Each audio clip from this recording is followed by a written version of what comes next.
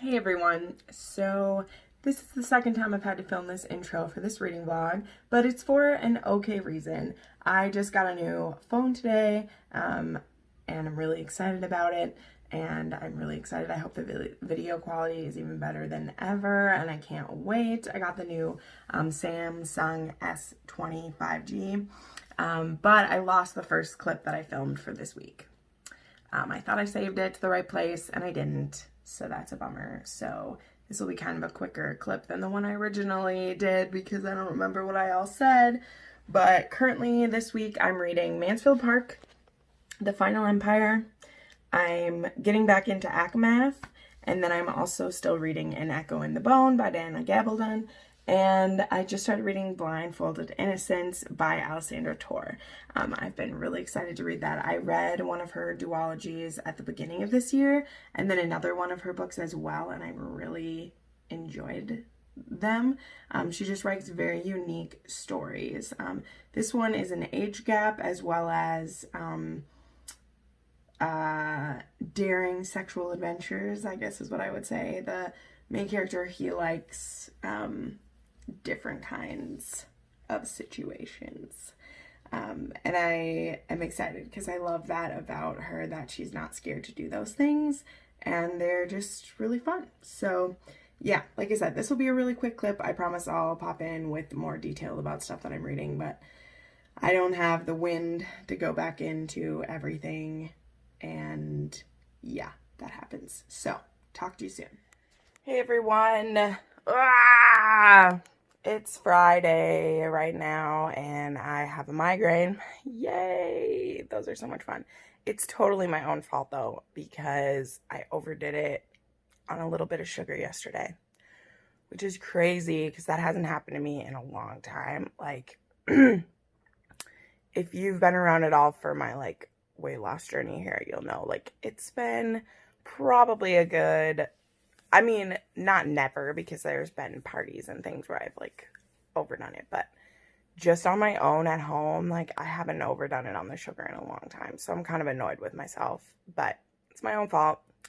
It's okay. It's a good reminder that being at home, I still need to, I more than ever need to watch what I'm eating and everything. So, goals for today with my hurting little brain. I'm watching...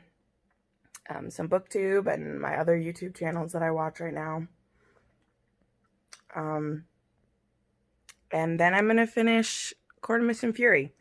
I have only 150 pages left. And then I need to get to work on my deep dive for this one because, man, do I have a lot to say. This is the one that I was, most excited. It's the reason that I'm doing the deep dives is because Akamath, for so many people, it means so much. And actually, guys, it's fascinating. There is 170,000 reviews of this, or ratings of this on Goodreads, and it has a 4.69%. So I think the general consensus is that this book is amazing. And while the other books in this series don't hold up as high, she did something very, very special with this book, and I can't wait to dive into it. I don't know how I'll do this one. I mean, I'll probably try to follow how I did my ACOTAR deep dive, but this one I just have so much to say. So I'll probably do it by character, kind of like I did it before, as well as, because to me, the character work in here is just way more impressive. What I'm here for is what's happening with these characters. So we will have to figure that out. It's going to be interesting.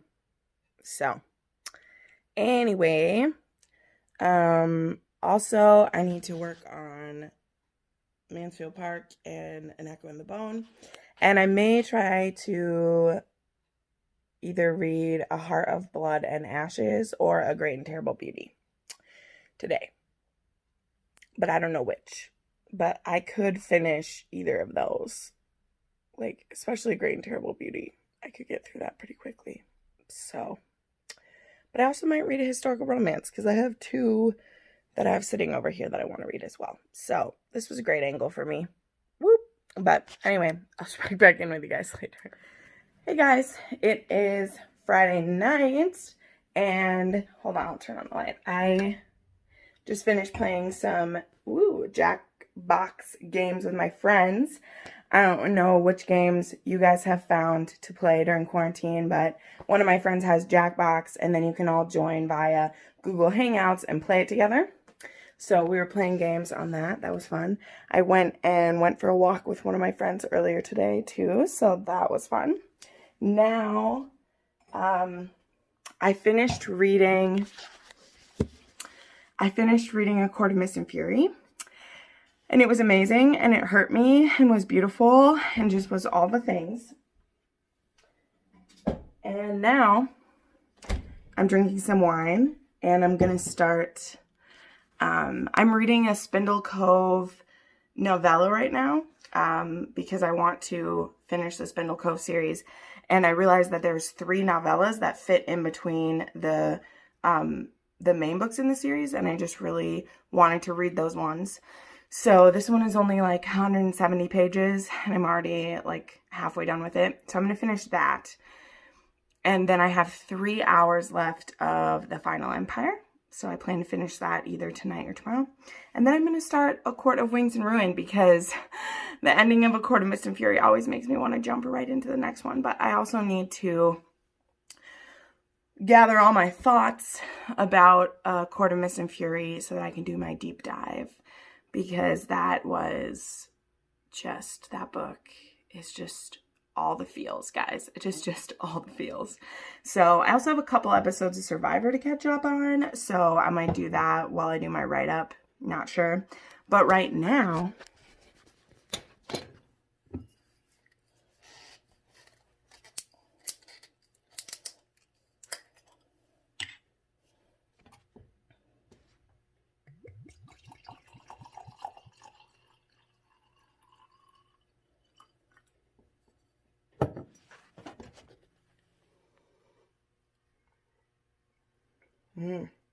gonna have me some sparkling red Moscato.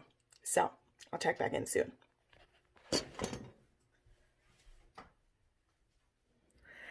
Hi everyone, it is Saturday right now, and I am taking on a monumental task of rescanning all of my books into my library app, which I'll put a picture of here because it's an amazing app. I've been using it for 4 years now.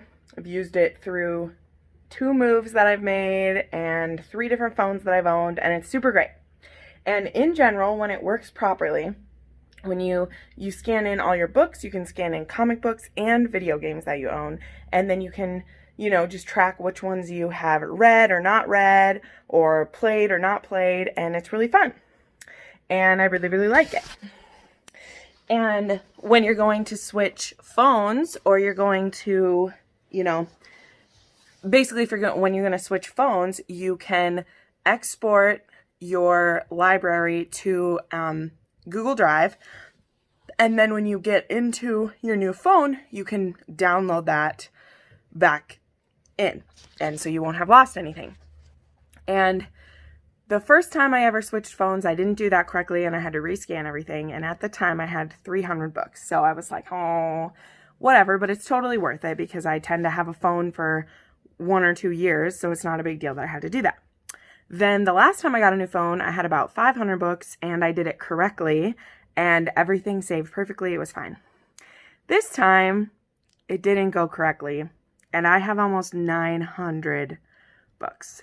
So I've been rescanning every single book back in. And I started 2 days ago when I got the phone I did the shelves in my room, and I did the shelf over there. And now I have to do the 2 main shelves here, and then the one in the corner over there. And it's taking a while, but it's totally worth it. And it also gives me a chance to really clean all the books properly because I dust my shelves. But, that doesn't always get the books clean enough, and I really care about a lot of these. So it's interesting, but that's what I'm doing this Saturday. I finished reading The Final Empire this morning, which was really good. I'll have more to say about that in the next clip where I wrap up the week, but it was really good. I mean, I'm glad that I finally have started Mistborn. I plan to continue doing so. Not right away, because I don't feel the urge to jump in. Like, the first one has a good, like, ending to it. But yeah, I'm glad I finally did it.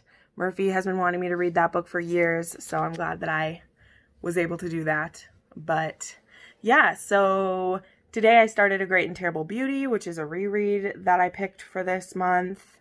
And then I dived right into A Court of Wings and Ruin because I finished Akamath yesterday.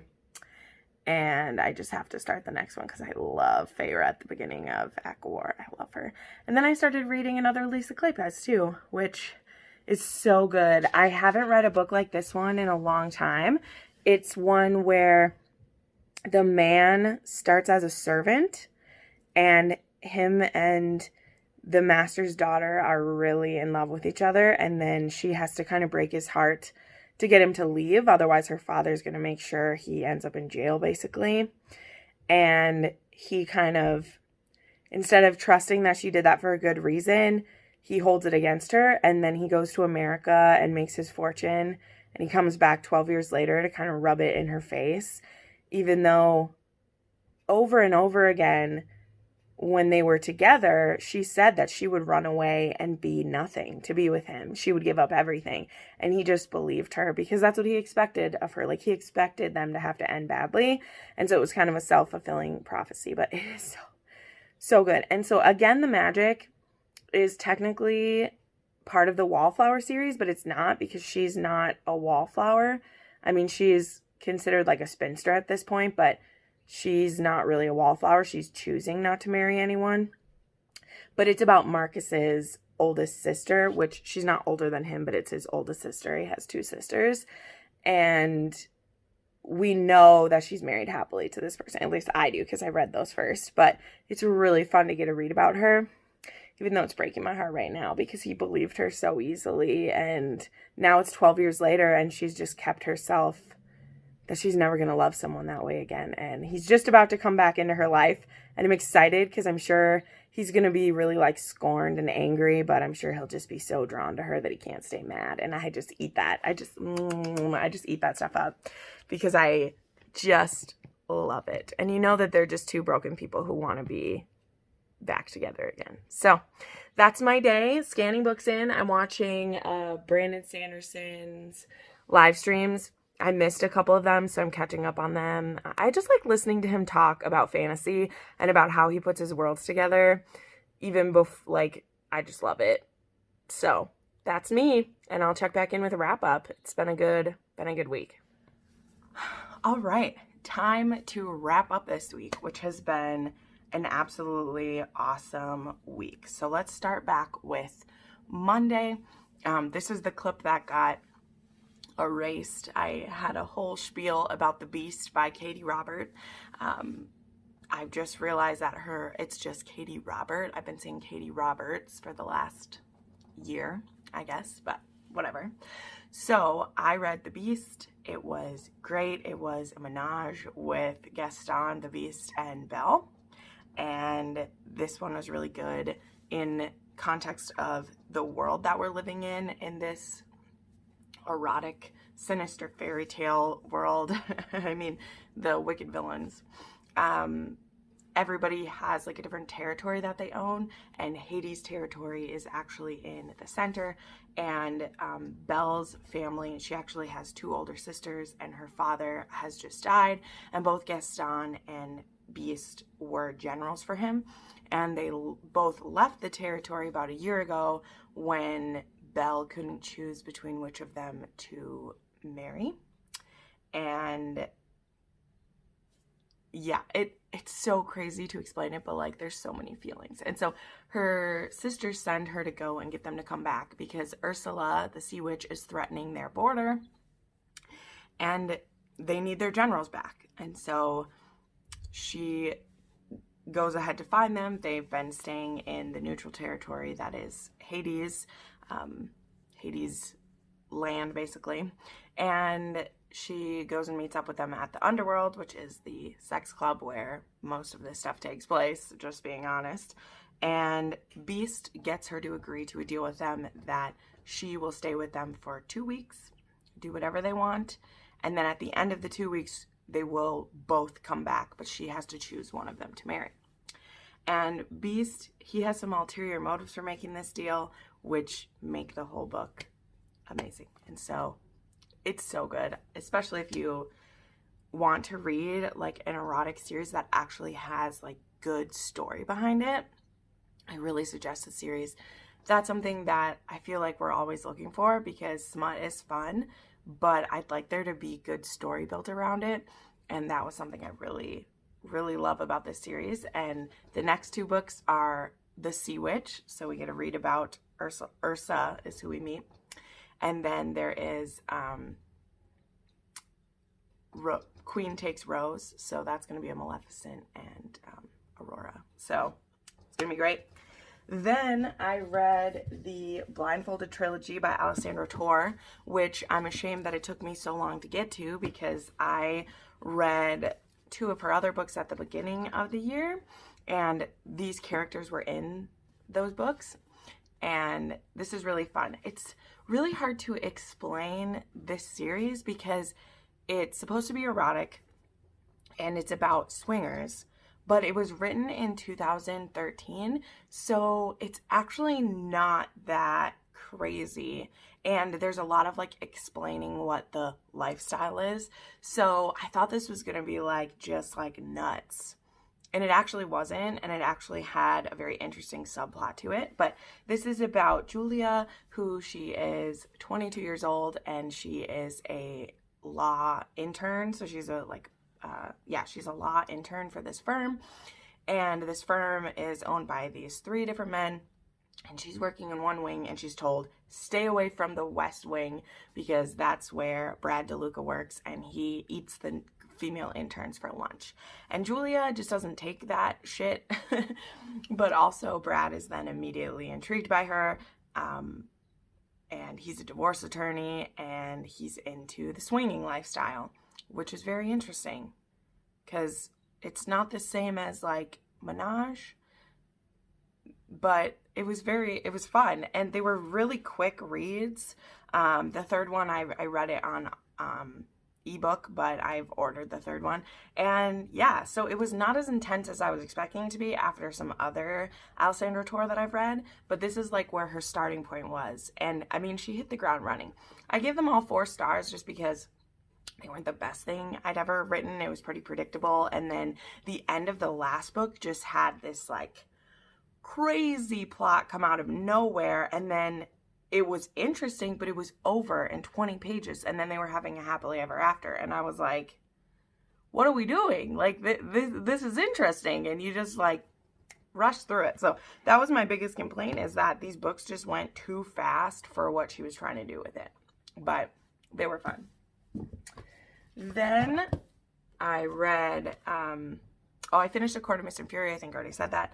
I read Once Upon a Winter's Eve by Tessa Dare. This is the first novella in the Spindle Cove series. I've actually already read the last books in the series, as well as the first one. And I ended up ordering all of her novellas in paperback just because I wanted to have all the Tessa Dare. So this was just a cute, this was really short, so I don't want to like ruin it. But this is about Violet, who she's been at Spindle Cove for a little while, for the last couple years. And she'd had kind of a scandal happen to her where a guy that she'd loved her whole life, they finally slept together, and then he was gone the next day, and she'd never heard from him since. And so she's been in Spindle Cove trying to like get over it, and her family's finally decided she needs to come back and find a husband. And on Christmas Eve, this gentleman who seems to maybe be a spy, and if you know about Spindle Cove at all, you know that that's the start of it, is this militia comes to stay in Spindle Cove. And so they're all up in arms about what the heck is going on with this guy. And I don't want to say anything about it at all, because I was just like stunned about this person. But it was really cute. It was only 150 pages, and I only gave it 4 stars because I wanted this to be a full book. This was the coolest plot of like one of her books that I've read. And it was just too short. So that's my biggest problem, is that's why I don't like novellas. Because if you don't like it, it felt like a waste. And if you like it too much, then it's not enough. So this is really fun. If you're reading the Spindle Cove series, you really should find this. I think the ebook's only like $2 if you want to read it, whatever. Then I read this cute one called My Big Neighbor by Penny Wilder. There was nothing super special about it. It was smutty. It was cute. It was great. That's all I'm going to say. I finished The Final Empire, which was really good. And I realized I read this in like 8 days on audio. So that was cool. I gave this 4.5 stars, mostly because it didn't blow my mind or anything. And with fantasy, when you're that invested to a story, I really needed to blow my mind at the end. And it's not so much that it was super predictable. It's just that I didn't go like, holy shit, when it was over or anything. So I hold the right to move it to a 5 once I finish the series and see if this, like lived up to it. But it was very interesting. I really loved Evin. I loved Ellen. I loved Sazed. I'm excited to continue, but I already downloaded the next audio and I'm going to start listening to that one this week. So that'll be great. And I can't wait. I'm excited for all of it. It's going to be awesome. And then last night, I read again The Magic by Lisa Kleypas, and I was weeping. I was sitting in my bed and just tears rolling down my eyes. So this is interesting to me because it's put as a prequel to the Wallflower series, and I agree with that, but also but both her and her sister are Wallflowers. It's just they're not part of the Wallflower Pact that the other 4 books are. This is about Aline and Olivia, who are Westcliffe's sisters. So this book tells me that it's just about Aline and McKenna, but it's not. It's also about Olivia and Shaw, because both love stories get pretty equal time in here, and I was actually surprised at that. But at a certain point I was like, you better tell me what's happening with these two. And both of these storylines, guys, I was shook. So the setup of this is that when Aline is 17, she is in love with a stable boy, and his name is John McKenna, and they have been friends since John was brought to her family at the age of like 9 or something, and they have been super close, and something changes obviously as they grow up and they're in love. And Aline is fully ready to give herself to McKenna. She's in love with him. She wants him, and he's like, this isn't gonna work. Like, we're both gonna end up heartbroken. I could end up in jail. We can't do this. And she's willing to risk everything. She would be a beggar to be with him. And then a couple things happen. First, someone catches them together and tells her father. This is all kind of the setup of the story, but I'm going to spoil this as well. So here's a warning, because I'm going to tell you what happened to this without there being a dedicated review. So if you don't want to know that, you can leave for now. This is 5 stars. This is 5 stars. I super liked it. Go if you don't want to know what's going to happen. But anyway, someone catches her and McKenna in the stables, and her father finds out, and he threatens to have McKenna's life ruined, because if you've read this series at all, you know that the Westcliffe's father was a dickhead. He was horrible. And so she does the only thing she can think to make him leave. She tells him that she could never love someone of a lower class, which that's his biggest fear, so he believes her, but it's one of those things where you're like, all the other promises she made, and you are believing this, after everything she said, but that's his biggest fear, so he believes her, and he leaves. And then, a couple months later, Aline has an accident where she becomes horribly disfigured from, like, the knees down. It's a fire, her legs are horribly burned, and it causes her pain, and she almost dies from it. And there's also so many amazing little setups, because we even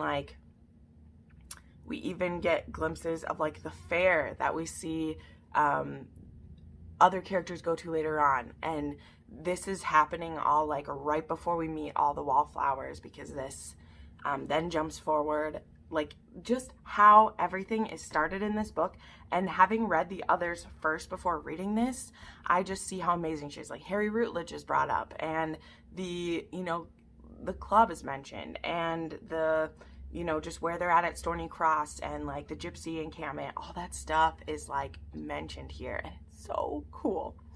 So then she's happy that McKenna isn't there, because she doesn't know how anyone could love her.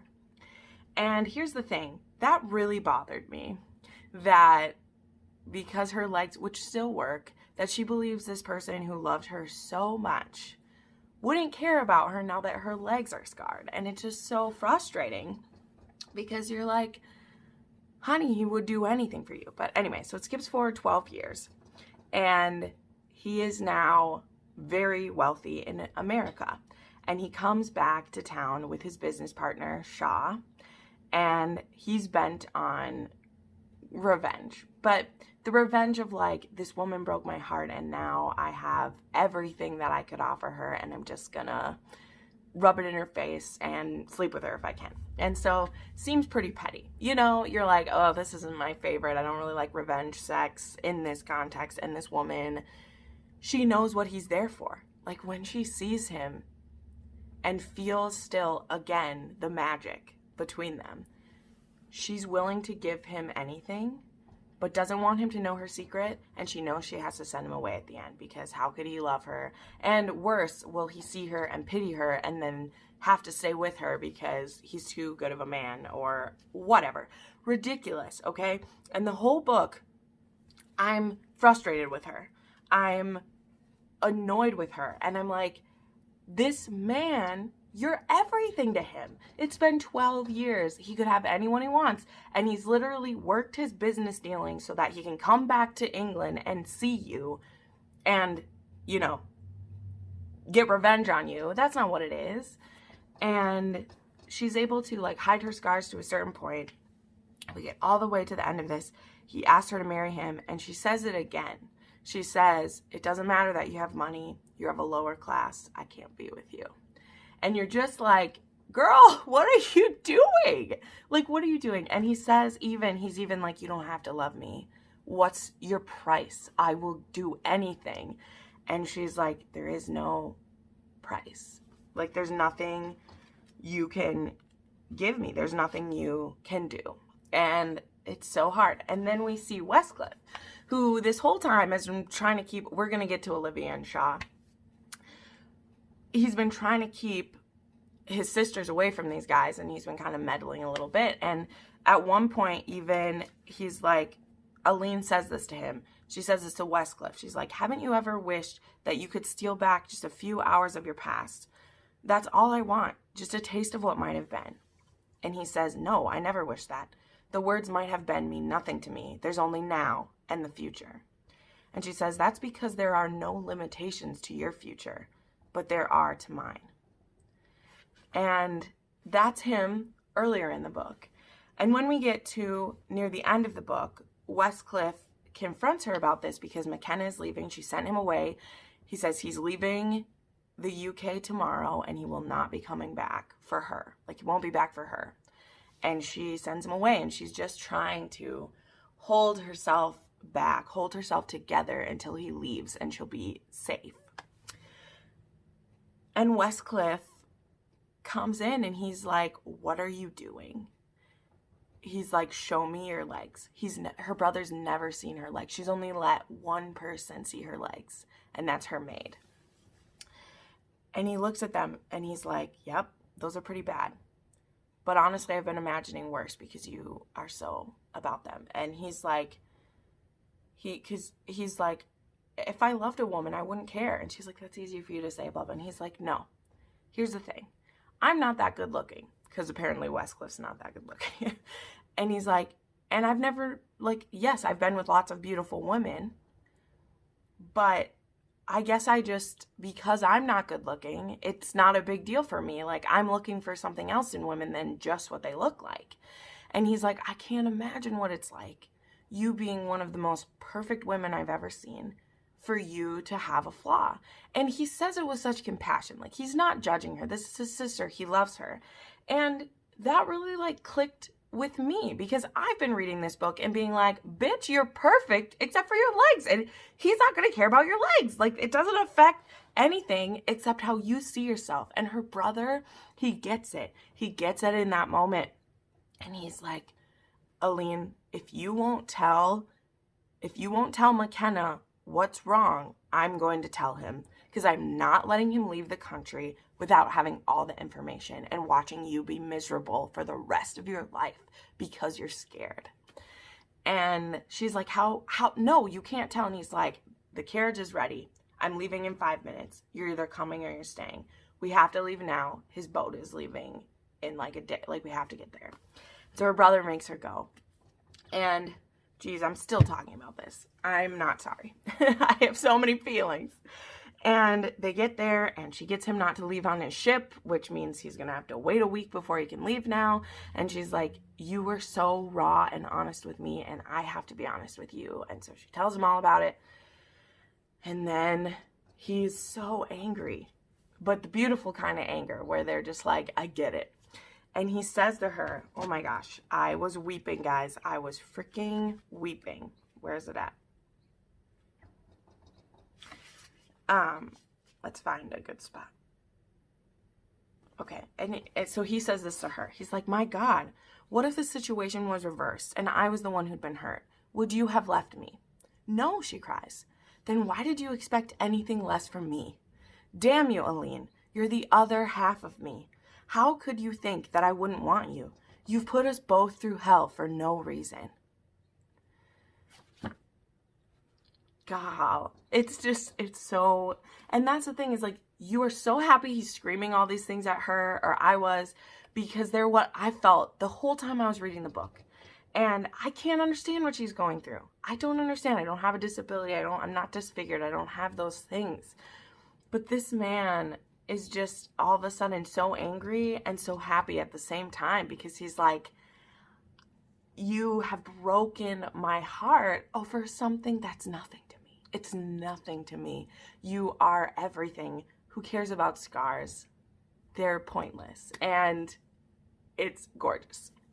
And now the other half of this is easier to explain, but no less meaningful to me because of personal reasons. So the other is Olivia and Shaw. And so Olivia is living in scandal because a couple years ago, she was engaged to someone and they were having sex. Who cares? But he died and she was pregnant, and then she lost the baby. And so she's living with all of these things because, number one, even though she was months away from marrying this man who she loved so much, he died. People know that she was sleeping with him. And then she lost the baby, and people were happy for her because it would have been harder to have the kid of this guy. Even though she feels like she failed her only love, she's been hiding in seclusion. Her sister and brother are trying to get her to do stuff, and then Shaw shows up. Shaw, who is McKenna's business partner, he is an Englishman who moved to America, and he like gave McKenna a chance. Actually, he might be the American. He's the American. McKenna's the Englishman who went to, whatever. And he is about 35. He is a drunkard. He doesn't feel like he's earned his fortune, and so he's just blowing it all away. And then he meets Olivia, and at first he doesn't know who she is, and they decide to have an affair. And I love how Lisa writes it, because there's just this scene where Olivia and him, they look at each other, and Olivia says, and I knew that I was going to have an affair with him. And I was so excited because she hasn't felt this way about anyone since her fiance died. And she's totally willing to do it. And he falls so in love with her. And she is even willing to go back into London to be scorned by people so she can be with him. And then he asks her to marry her. And I have it right here because it broke my heart.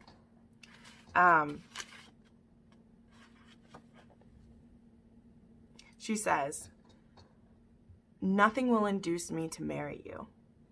And he says, why not? because I care for you too much to watch you destroy yourself.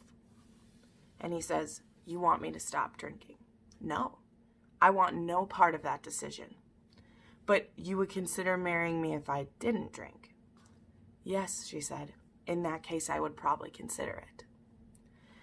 And he says, I don't even know if I can stop. I don't even know if I want to. I'd rather just keep drinking and have you as well. You can't, even if you are a Shah. I would give you everything you ever wanted. I would take you anywhere in the world, anything you asked for. It would come between us eventually, Livia began. Let's just enjoy the time we have together. I'll return to Stony Cross in a few days. But until then, a few days? No, stay longer. And then he said, oh my gosh. He said, just take me as I am, Olivia. Perhaps I could if I cared less. But I won't subject myself to the process of losing you little by little until you've either killed yourself or become someone I don't recognize. And then he said, at least tell me one thing. Do you love me? I have to know. If I'm going to change my life for you, I've got to have some hope. I don't want you to change your life for me. You'll have to make the same decision every day, over and over, and it must be for yourself. Otherwise, you will come to resent me. I don't want to lose you, he whispered. I've been adrift for so long, ever since Amberly's death, and now I'm ready to start living again. You came along just at the time I needed you, and for that I will always remember you with fondness and gratitude. Fondness, he repeated. Gratitude. I'm not going to admit that I feel anything more than that. It would be a form of coercion. Maybe I should test your resolve. You're welcome to try, she said. So that leads to an achingly beautiful situation. And my dad was an alcoholic my entire life until I was 22 years old. And my mother loved him and hated him and divorced him and remarried him until he got sober for himself. It didn't matter how much we loved him or how anyone else loved him. When it's an addiction, when it's a problem like that, it can't be for someone else, because then you put your sobriety and your feelings on that person, and if they fail you or something goes wrong, you'll go right back to it. And this was in a time when alcoholism was just a part of life. Like, it wasn't even a social taboo or things like that. And I love Olivia for standing up to that, and I love how things go, because what ends up happening is he decides to get sober, but they decide not to see each other for 6 months, because he has to see if he can do it by himself without the promise of her, without any indication that she loves him. He has to do it for him. And he does decide to do it for him because he's tired of living in a fog and being this way. And when he comes back to her, he's healthier and happier. And at the end of the book, in the epilogue, we're reading a letter from Aline, because she's went to America with McKenna now. And Olivia has been not waiting, but living her life. And she says to Aline, she says, later, Aline, I've got to go see to my own happy ending.